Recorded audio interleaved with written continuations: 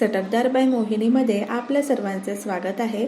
आज आपण हिवाळा स्पेशल मेथीचे लाडू बनवलेले आहे। मेथीचे लाडू किती गुणकारी आहे हे आपल्या सर्वांनाच माहिती आहे। कंबरदुखीवर मेथी अतिशय उपयुक्त आहे। शुगर लेवल कंट्रोल मध्ये ठेवण्याचं कामही मेथी करते। यामध्ये वापरलेले प्रत्येक जिन्नस हे अतिशय गुणकारी आहे। हिवाळ्यामध्ये रोजचा एक लाडू हा खायलाच हवा। इम्युनिटी बूस्टर म्हणून हा लाडू खूप उपयुक्त आहे। लाडू बनवताना आपण गुळाचा वापर केलेला आहे, त्यामुळे लाडू अधिक पौष्टिक झालेला आहे। पाक न बनवता संपेपर्यंत मौसूद राहणारे मेथीचे लाडू कसे बनवायचे हे आज आपण पाहणार आहोत। आणि अशा प्रकारे जर तुम्ही लाडू बनवले तर लाडू बिलकुल कडू लागणार नाही, अगदी परफेक्ट लाडू बनून तयार होतात। हे लाडू जर हवाबंद डब्यात ठेवले तर 1 ते 1.5 महिना अगदी छान टिकतात। तर अशाच नवनवीन पारंपरिक रेसिपी पाहण्यासाठी, गोडाच्या रेसिपी पाहण्यासाठी चटकदार बाय मोहिनीला सबस्क्राइब करायचे आहे, बेल आयकॉनवर क्लिक करायचे आहे, म्हणजे नवनवीन व्हिडिओज हे तुमच्यापर्यंत पोहोचू शकतील। चला मग तर आपण लाडू बनवायला सुरुवात करू। या ठिकाणी आपण 100 ग्रॅम मेथी घेतलेली आहे। मेथी व्यवस्थित पुसून घ्यायची आहे आणि ती मिक्सर मध्ये वाटून घेऊयात। जमेल तितकी बारीक पूड बनवायची आहे।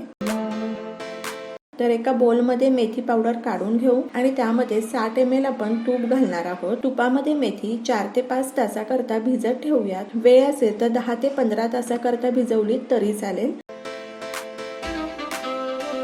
झाकून ठेवूयात 5 तासाकरता। तर या ठिकाणी 5 तास झालेले आहेत। मेथी अगदी व्यवस्थित भिजलेली आहे। चला मग तर लाडू बनवायला घेऊ। तर कढई गरम केलेली आहे, त्यामध्ये तूप घालायचं आहे। साधारण आपण लाडू बनवण्याकरता 250 ml तुपाचा वापर केलेला आहे। सुकामेव्यामध्ये आपण काजू आणि बदामाचा वापर केलेला आहे। तर 50 ग्रॅम काजू घेतलेले आहेत आणि 50 ग्रॅम बदाम घेतलेले आहेत। तुम्हाला हवे असेल तर फक्त बदामही वापरू शकता किंवा फक्त काजूही वापरू शकता, किंवा आवडेल ते ड्रायफ्रुट्स या ठिकाणी तुम्ही वापरू शकता। तर तूप गरम झालेला आहे। मध्यम आचेवर आपण काजू बदाम तळून घेतलेले आहेत, काढून घेऊयात।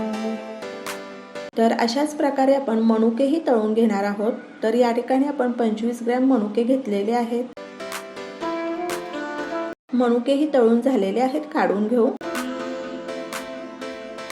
आणि आता डिंक घालायचा आहे। 100 ग्रॅम डिंकाचा वापर आपण ह्या ठिकाणी केलेला आहे। डिंक तळण्याकरता अगदी कडकडीत तूप गरम नाही करून घ्यायचं। साधारण तूप गरम झालं की मध्यम आचेवर आणि मंद आचेवर डिंक छान तळून घ्यायचा आहे। डिंक तळताना गॅस मोठा ठेवायचा नाहीये, नाहीतर तो आतमध्ये कच्चा राहू शकतो।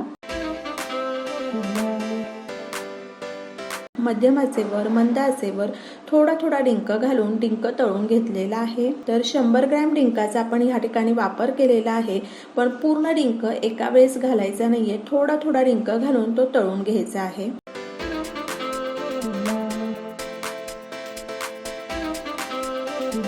आता ह्या ठिकाणी आपण मखाणे घेतलेले आहेत। तर मखाण्यांमध्ये खूप जास्त प्रमाणात फायबर असतं, तर मखाण्यांचा वापरही मी ह्या ठिकाणी केलेला आहे। 70 ग्रॅम मखाण्यांचा वापर ह्या ठिकाणी केलेला आहे। एकदा कढई गरम झाली की मध्यम आचेवर आपण मखाणे छान कुरकुरीत होईपर्यंत भाजून घेणार आहोत। एक बॅच मखाण्याची भाजण्याकरता मला 7 मिनिट लागलेले आहेत। मखाणे आपण जितके छान भाजून घेऊ ना, तितके ते अगदी कुरकुरीत लागतात। तर आपले मखाणेही भाजून झालेले आहेत।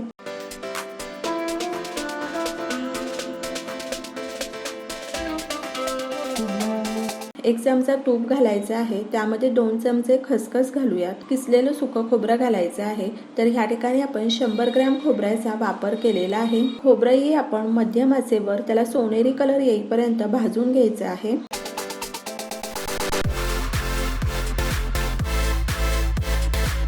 काढून घेऊयात। 2 चमचे तूप घालूयात आणि लाडू आणखी चविष्ट लागण्याकरता 3 चमचे आपण बेसन घालूयात आणि 100 ग्रॅम गव्हाचं पीठ घालायचं आहे। मध्यम आचेवर आणि मंद आचेवर गव्हाचं पीठ छान भाजून घ्यायचं आहे। गव्हाचं पीठ भाजण्याकरता थोडा वेळ लागणार आहे। जर लाडू चविष्ट बनवायचे असेल तर आपल्याला इतका वेळ द्यायलाच हवा। जसं हवं तसं तूप घालून पीठ आपण मंद आचेवर, मध्यम आचेवर त्याला सोनेरी कलर येईपर्यंत छान भाजून घ्यायचं आहे। गव्हाचं पीठ भाजलं आहे की नाही हे कसं कळणार? तर एकतर त्याचा कलरही चेंज होतो आणि 20 ते 22 मिनिटात पीठ भाजून होतं। जसं जसं पीठ भाजत येतं तसतसं सुगंधही खूप छान दरवळतो। एका साईडला आपण गव्हाचं पीठ भाजून घ्यायचं आहे आणि दुसऱ्या साईडला सर्व सुकामेवा, डिंक, खोबरं हे थंड झालेलं आहे, तर ते मिक्सरमध्ये वाटून घेऊयात। तर या ठिकाणी तुम्ही पाहू शकता मखाणे, ड्रायफ्रुट्स, डिंक, खोबरं हे सर्व काही थंड झालेलं आहे. तर मिक्सरमध्ये आपण हे सर्व जाडसर वाटून घ्यायचं आहे.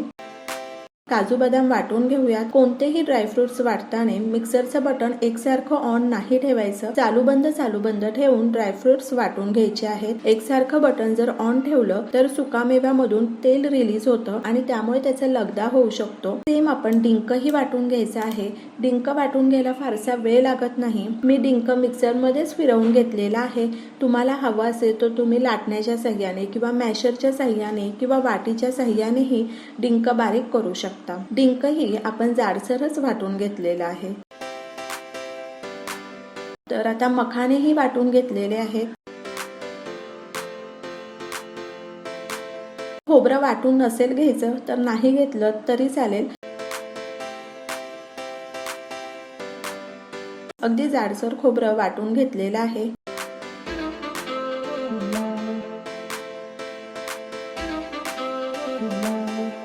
या ठिकाणी 22 मिनिट झालेले आहेत.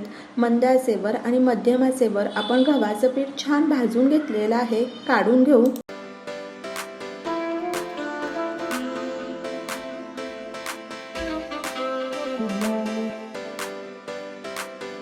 आता आपण भिजवलेली मेथी ही छान परतवून घ्यायची आहे. 2 चमचे तूप घालायचे आहे आणि भिजवलेली मेथी छान परतवून घेऊ 1 ते 2 मिनिटाकरता.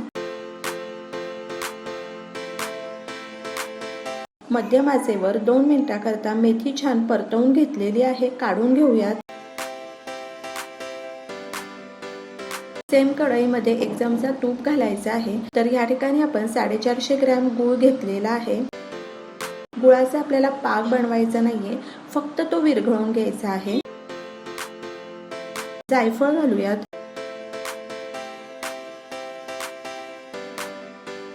आणि 1 चमचा वेलची पूड घालायची आहे.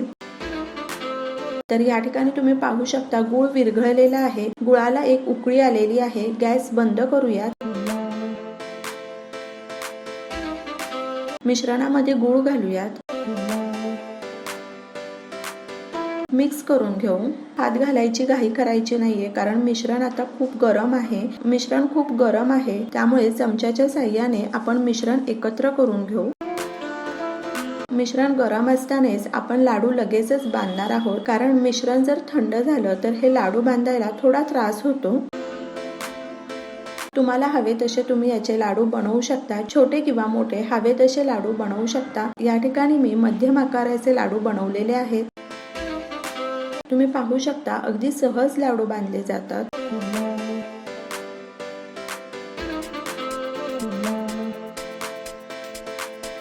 तर अशा प्रकारे आपले सर्व लाडू बांधून तयार आहे. एवढ्या मिश्रणामध्ये मध्यम आकाराचे 39 लाडू बांधून तयार झालेले आहेत. जर वजनी मोजले तर 1400 ग्रॅम लाडू भरलेले आहेत. तुम्ही पाहू शकता लाडू किती सुंदर आणि अप्रतिम झालेले आहेत. लाडू बिलकुलही कडू लागत नाहीये. तर अशा प्रकारे तुम्ही ह्या हिवाळ्यामध्ये लाडू बनवून पहा. लाडू अप्रतिम होतात. लाडू बिघडणारही नाही, कोरडेही पडणार नाही आणि कडूही लागणार नाही. अशा प्रकारे तुम्ही लाडू करून पहा आणि मला सांगा कसे वाटले ते. तर अशाच नवनवीन आणि चटकदार रेसिपी, गोडाच्या रेसिपी, पारंपरिक रेसिपी पाहण्यासाठी चटकदार बाय मोहिनीला सबस्क्राईब करायचं आहे आणि बेल आयकॉनवर क्लिक करायचं आहे, म्हणजे नवनवीन व्हिडिओज हे तुमच्यापर्यंत पोहोचू शकतील. वेळात वेळ काढून तुम्ही माझी ही रेसिपी पाहिली तर त्यासाठी तुमचे खूप खूप खूप धन्यवाद. पुन्हा भेटूया अशाच एका नवीन रेसिपी बरोबर.